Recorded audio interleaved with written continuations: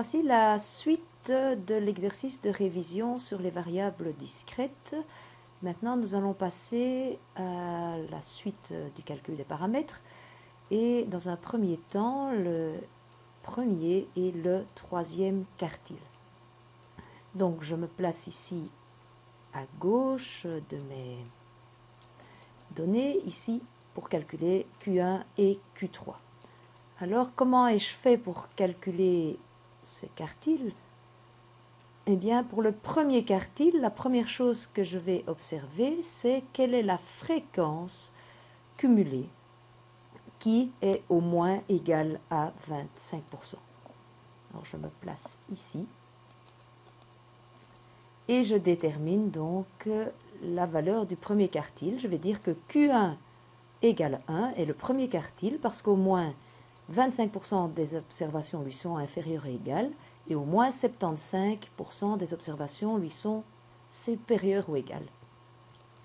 Mais par contre, comme j'ai tout pile 25%, je me rends compte qu'il y a une deuxième valeur qui vérifie ces deux mêmes conditions de 25 et 75%.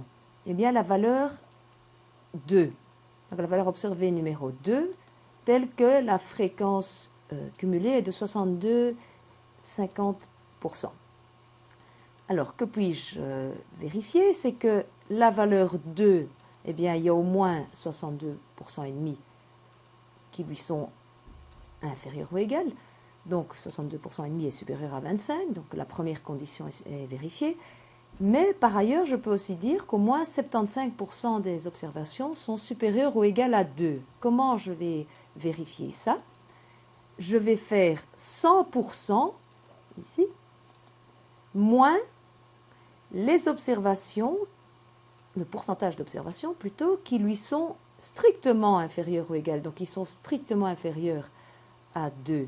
Eh bien, il y a 25% d'observations qui sont inférieures ou égales à 2, strictement. Donc 100 moins 25% nous donne 75% qui sont inférieures ou égales à 2.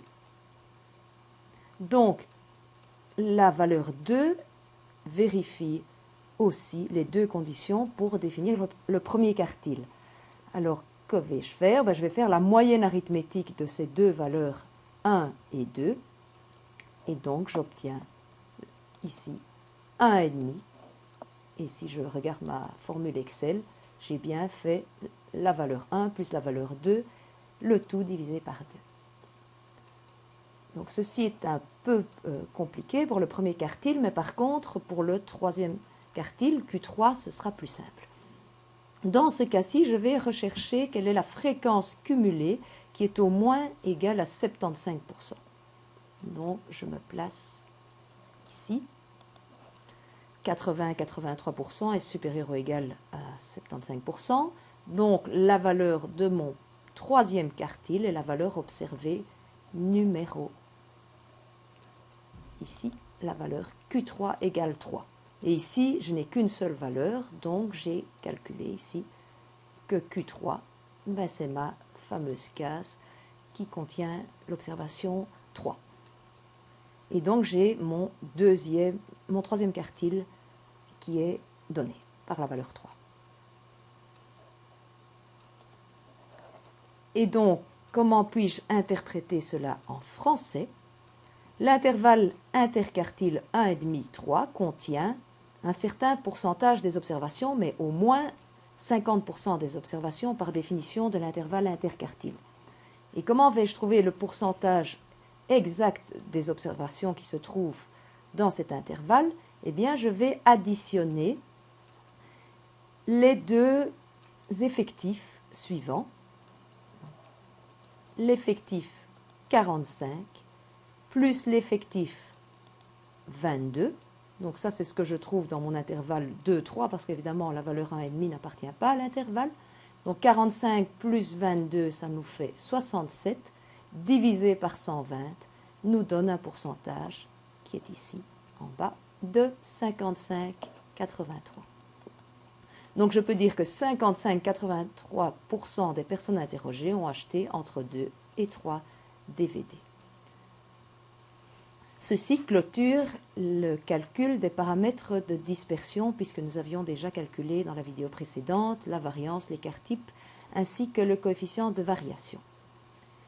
Maintenant, je vais m'attacher à la troisième série de paramètres qu'on appelle les paramètres de dissymétrie. Alors, il y en a deux, le coefficient empirique de Pearson, SK, ainsi que le coefficient empirique de Joule-Kendall, YK. Alors, le premier de ces deux coefficients se calcule par la différence entre la moyenne et le mode, différence que je divise par l'écart type. Et donc, j'ai une formule Excel ici, qui est là, au-dessus. Moyenne moins mode, le tout divisé par l'écart type, me donne la valeur du coefficient de Pearson. Et j'ai un coefficient de 0,26 qui me montre que j'aurai une dissymétrie à gauche. Voilà un premier paramètre. Le deuxième paramètre, le paramètre de Joule-Kendall, lui, utilise le calcul des quartiles Q1 et Q3. Et donc, quelle est la formule? On va dire Q1 plus Q3 moins 2 fois la médiane, divisé par la différence de Q3 et de Q1. Si je montre ça avec ma formule Excel, je fais bien le quartile 1 plus le quartile 3 moins 2 fois la médiane ME, divisé par la différence entre le quartile 3 et le quartile 1.